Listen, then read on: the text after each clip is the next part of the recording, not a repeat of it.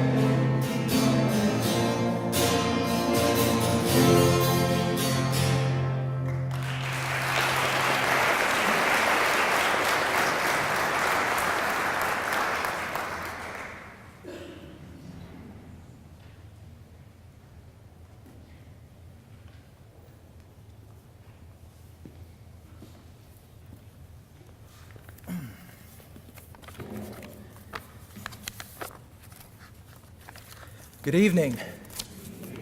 It's good to be back.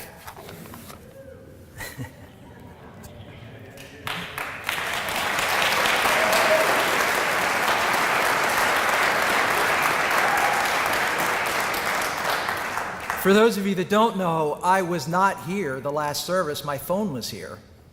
Those of you that watched it on FaceTime Live, my wife had my cell phone here filming it. And for those of you who thought I wasn't. But wow, a community prayer service. I was in an Uber last night going to the 76ers game, and even my Uber driver was shocked when I told him that we have a community prayer service. It's tough the way it started, but the fact that we can all come together, and no matter what we're going through or what we're facing or the burdens that we carry, we know that somewhere around once every 6 weeks we can all gather here and together as a community pray with each other. And so we give that honor to God, and I'm amazed by it, and I hope you are as well. First of all, my name's Todd Monastero. For those of you that don't know me, I want to thank Dennis for his great music, Ed for his great leadership, and especially my sister Kimberly, who 100 days ago donated her stem cells to me and saved my life. So thank you, Kimberly, wherever you are.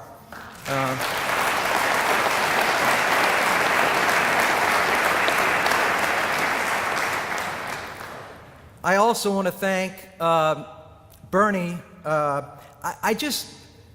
was back in September, right before I got up to speak, I was getting a back rub before I got up to speak, and then I realized it was a Hall of Fame goaltender with 2 Stanley Cups, a true legend giving me a shoulder massage before I got up to speak. Life is pretty good. So thank you, Bernie, for another great shoulder massage. I appreciate that. Tonight, I want to dedicate this time that I have with you to a very special person in my life who we lost 4 years ago today. My Uncle Sam Pilati passed away 4 years ago. His deep, infectious faith, his love of his family, and his true servant leadership, and his amazing generosity is something that even today we remember. And I just want to thank God for my Uncle Sam. The topic, happiness is a choice. I remember when Ed first brought this up to me, we had an interesting conversation, a few of them, about what is happiness and is it a choice and how do we find it, and we've had some time to just kind of dig into this. We really don't know what makes us happy. If we did, we wouldn't keep trying things after thing after thing to find a new car or read a new book, or my kids like to upgrade their devices. Maybe it's the new job. Maybe it's that diamond ring. Who knows what it might be? I know for some of the kids, it's will that boy return my text? If that person will just date me, if I could, because we're in the main line, if we could just join that country club or live in that neighborhood. We know the things throughout our lives. If we could just have that, I'd be happy. Research has been done that the magical number of income is $75,000. If you make $75,000, then you're happy. I remember thinking that. It's so funny when I read that, because I remember the year where I said, if I could just make $70,000, I remember telling my wife this, if we could just get to that point, we'd be happy. If you Google happiness, there's the 5 essential things you need to be happy. There's the 10 simple things that make you happier. There's the 20 hard things you need to do to be happy. Then there's the 20 easy things to do to be happy. There are 3 things that you need to be happy. Clearly, companies target advertisements hoping that we'll believe if we use their product, we'll be happy. Coca-Cola, if you remember recently, until they pulled it, has their Choose Happiness campaign. ING Direct said that if you open up an orange bank account, it'll bring you happiness. Clearly, this is a search and a quest for many of us. But I guess the one thing we have learned, or many of us know, is that happy people are at peace with God. Some believed, maybe the way that I did, was that God was in the way of happiness. Maybe you grew up with the saying, God wants you to be doesn't want you to be happy, he wants you to be holy. But diving into this biblically, you find out quickly that God designed happiness. God's view is that he hopes that each one of us is happy. The one thing I've learned is that the 2 heaviest pieces of leather I've ever found are the front and back of my Bible. I don't know if you've found that in your house. But when I've opened it and read it, I've learned a few things. First of all, Jesus, in the Sermon on the Mount, gave us a very clear view of what happiness is. The blesseds or the beatitudes, it's interesting, the word blessed in the Bible, the word means more than happiness. It's an emotion, and God uses it to refer to an ultimate well-being, a spiritual joy. Jesus took his disciples up on the mountaintop. I believe in today's terms, he would ask everybody to turn off their cell phones, maybe to get some clarity, just to have some focus. And he started by saying, blessed, if you want to be happy, and if you really, really want to find happiness, and so many of us today are dealing with so many struggles and so many burdens and so many things that keep us we believe, in the way of happiness. God said, first of all, blessed, happy people, blessed are the poor in spirit, because theirs is the kingdom of heaven. Blessed are the poor in spirit, for theirs is the kingdom of heaven. Jesus says, you want to be happy, rich or poor, have or don't have? I'm going to be completely dependent on God, being poor in spirit.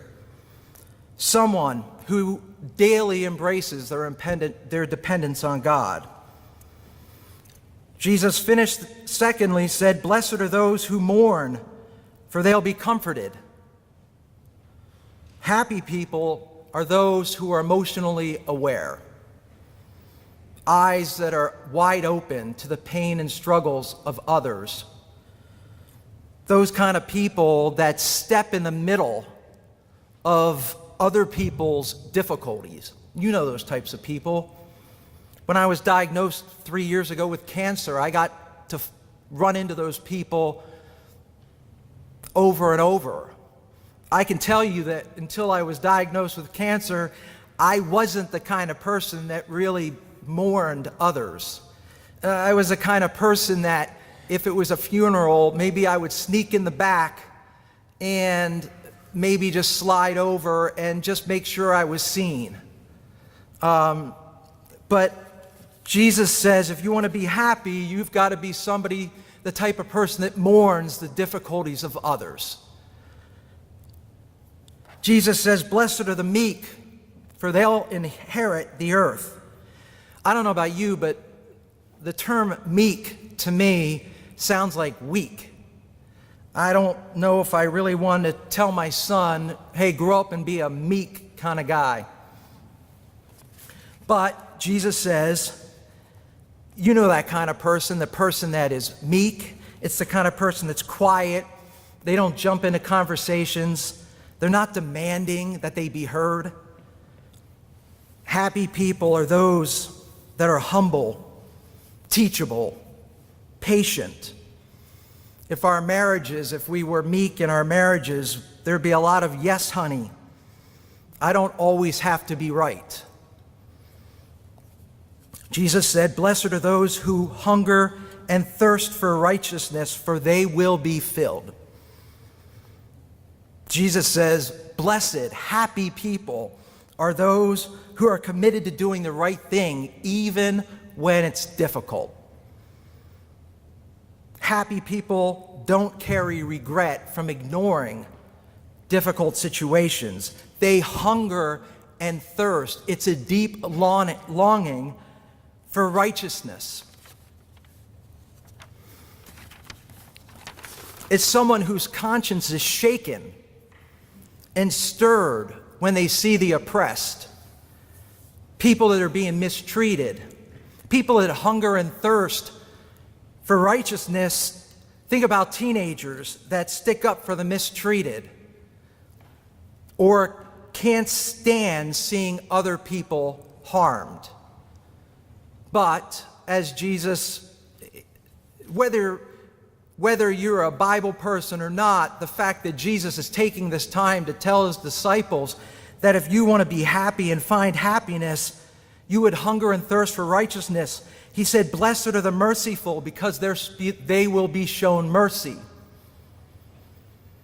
Jesus says, happy people are those people that don't hold grudges.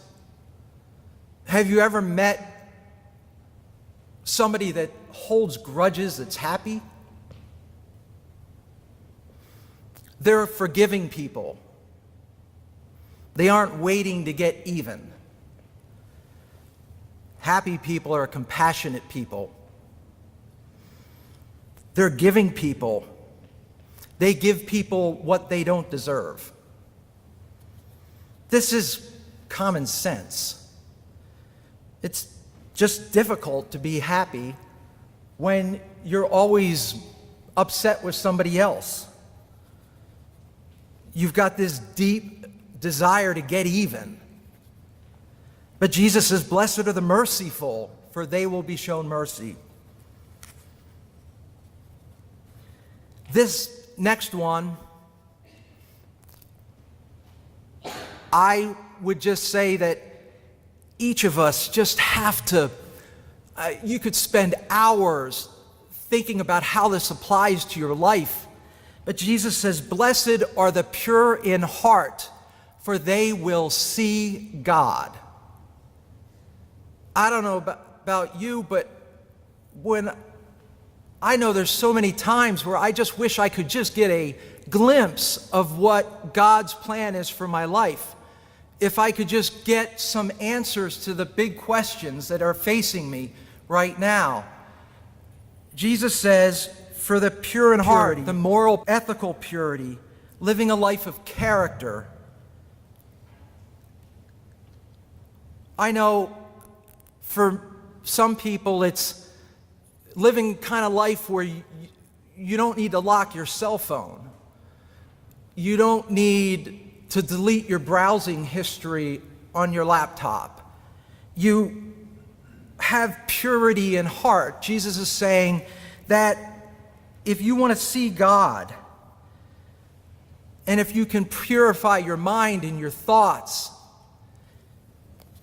believable statement that the more pure that our hearts are, the more noble, the more righteous under God that our hearts are, that we will see Him.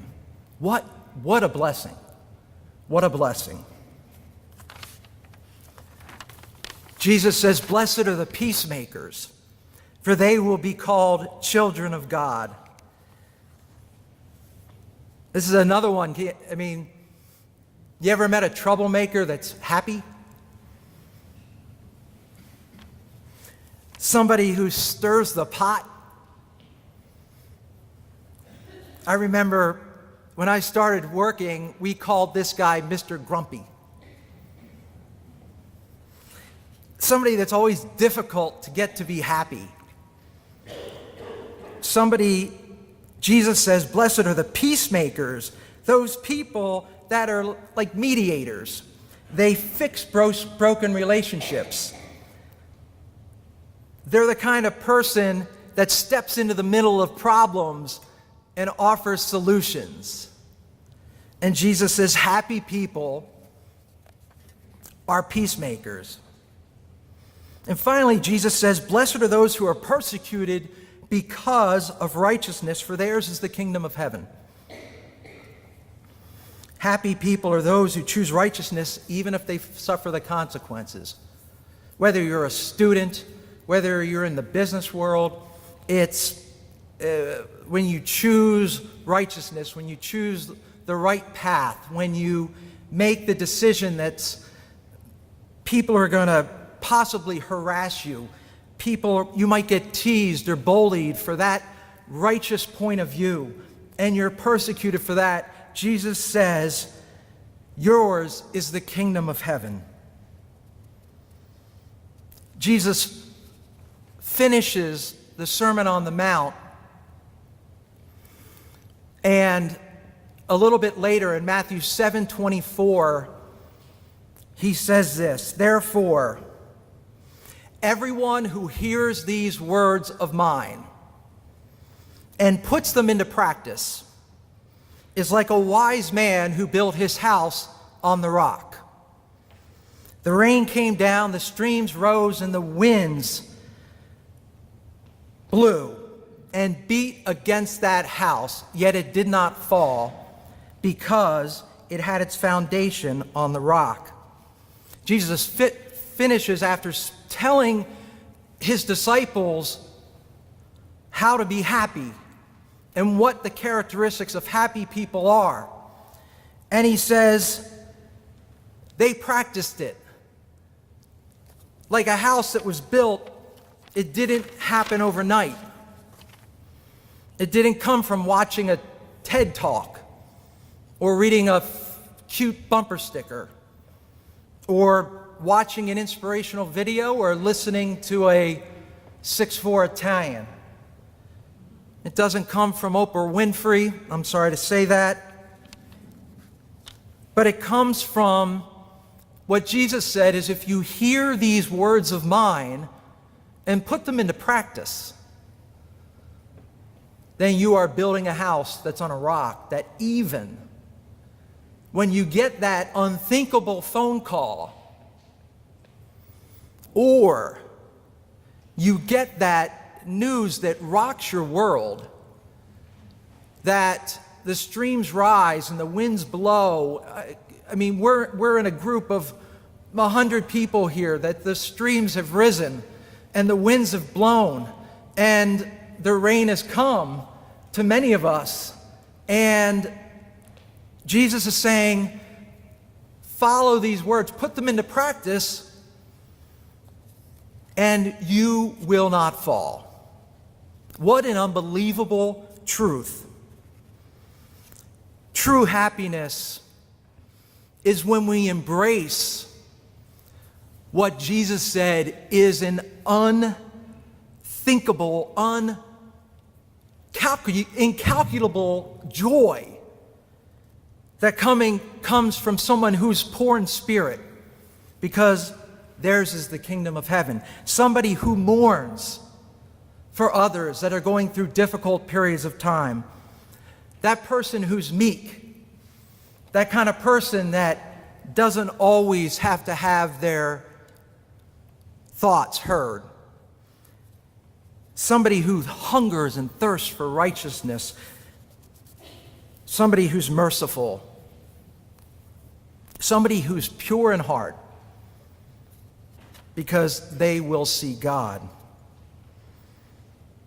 Jesus said also the peacemakers, and they will be children of God. And those who are persecuted, those traits that he laid out to his disciples and finished by saying, everybody in here can hear his words, put them into practice. And whatever we're going through, I can tell you from my own life, people ask me how I could possibly have a positive attitude. And I know, because I'm loved by an almighty God. I have had such a thrill studying this and looking into the biblical view on happiness and what Jesus said about happiness. And I guess the thing I'd want to leave with each of you this evening is choose to put this into practice. Listen to Jesus' words. I don't know about any of you, but up until a month ago, if you had asked me about the Beatitudes, I could probably name about 2 or 3 of them. Maybe each of us, with whatever we're going through, we put this into practice. Thank you, Ed.